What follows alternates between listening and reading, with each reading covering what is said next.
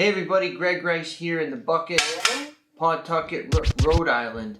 And a lot of people, the news, everybody's saying rents are high, rents are high, rents are high.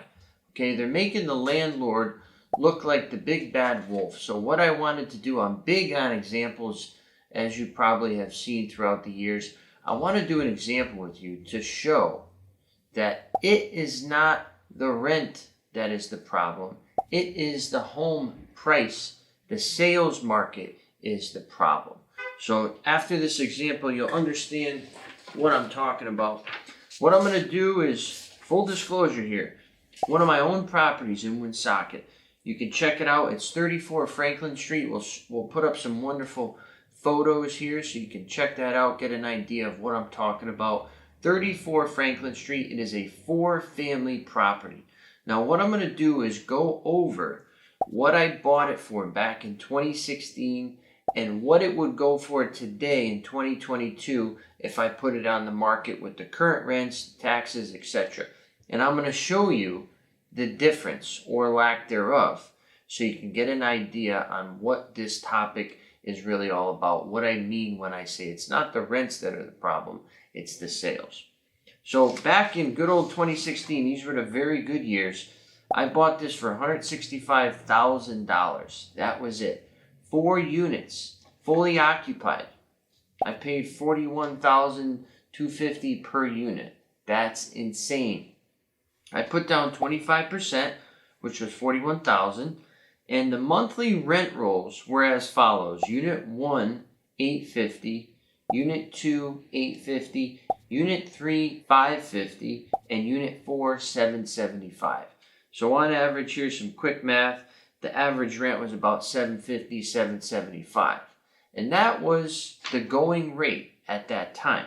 The loan amount, there was a 30-year loan at 5.25%. So similar interest rates to what we're dealing with now. The mortgage payment, just the principal and interest, was $683. The insurance was $150. The management fee, gosh damn, was $242. The taxes at the time were $400. Utilities, $300. And these are all monthly expenses. And on the total there was $1,775. That was my all-in expenses paid in a perfect world with no vacancy, no turnover, no evictions, no disasters. $1,775. So after it's all said and done, I was making $1,249 a month, which was a return of 36.33% on my initial investment, my initial down payment of $41,000. So we all know that that's never going to happen. One vacancy, you're in the red. One eviction, you're in the red. One appliance, you're in the red. Okay, so this was my absolute best case scenario, and those were the current rents. Now we fast forward to 2022, 34 Franklin Street. Easily would sell for $400,000. $100K a door is very conservative. So that person would put down $100,000. Their rents at the moment would be $11.95 in Unit 1, $14.95 in Unit 2, $10.70 in Unit 3, and $10.95 in Unit 4. So if I look back here, Unit 1 was going at $850, it's $11.95. That's a little bit less than 50% of an increase, 40% or so. Unit 2 is at $850, that's at $14.95. That one increased substantially. Unit 3 used to be $550, now it's $10.70, that's almost 100%. And then Unit 4 there was at $775, now it's at $10.95. That's about 35% roughly. So on average, rents have gone up, say, 50 to 60% in this household. However, the operating expenses have also gone up. The mortgage payment, instead of my $683, would now be $1,842, almost 3 times as much. Your insurance, $250 a month. Management fee goes up because the rents have gone up, is $388. Taxes are up 50%, and I just got a letter. I'm going to make another video. They're probably going up another 50%. Those are at $600. Utilities up slightly to $375. So my total monthly expenses is $34.55, leaving me a profit of $1,300 $399 again in a perfect scenario. And the ROI, the return on the investment, is 16.79. So the ROI back in 2016 was 36. Now it would be 16%. So if you put this up on the screen, AJ, you can see that it's almost the same profit. It's almost the same profit, but it's a less of a return percentage-wise. And we're taking more risk, more debt, more operating expenses that you're carrying that you got to shell out no matter what. And the volatility of the market, the pricing being so out of whack, has created this scenario. So folks that are having trouble with their rent amounts and looking online and seeing, oh my God, it's $1,300 for a one bedroom. I can't afford that. This landlord's greedy, shyster, this and that, every name in the book. The problem is the sales market. People are so interested in getting top dollar. The realtors, the lenders, everybody wants more because their commission is more. So the greed is at the top, folks. The landlord is the last guy in line. Everybody else gets paid, right? Insurance, water, sewer, taxes, you name it, mortgage. The last thing left, the $1,300, that's for the landlord. If he does everything according to plan, or she, and gets it 100% right. And we all know, everybody knows, that does not happen. One vacancy, done. What's it all for? You're breaking even, you're losing money. Why would somebody want to do this business? There's so much risk. There's so much time involved.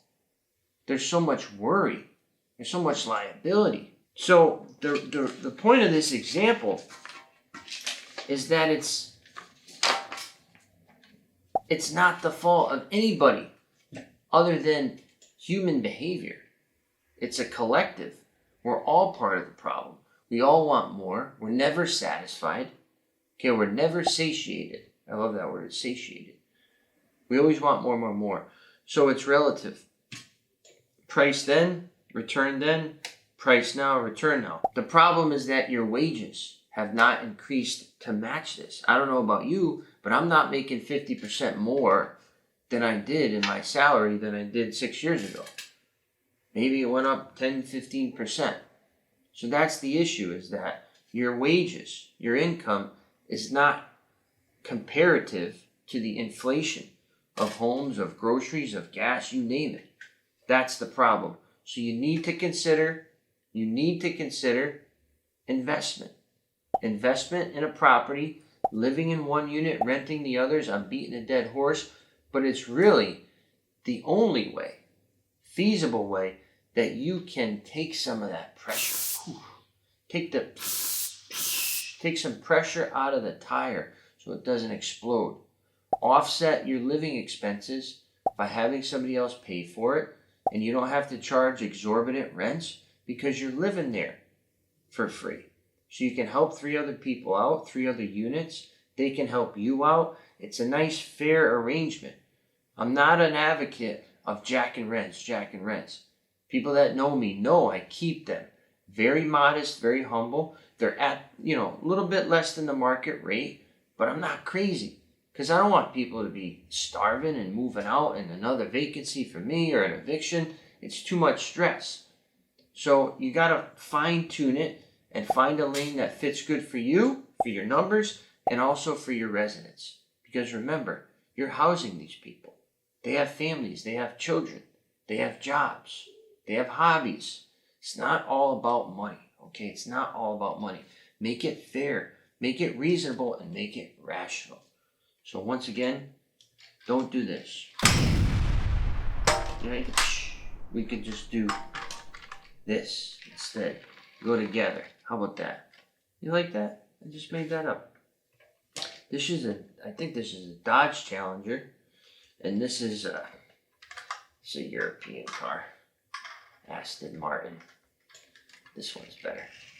So any questions, any feedback, let me know. Once again, Greg Rice here in the bucket, your property and your rent and your home sales managed.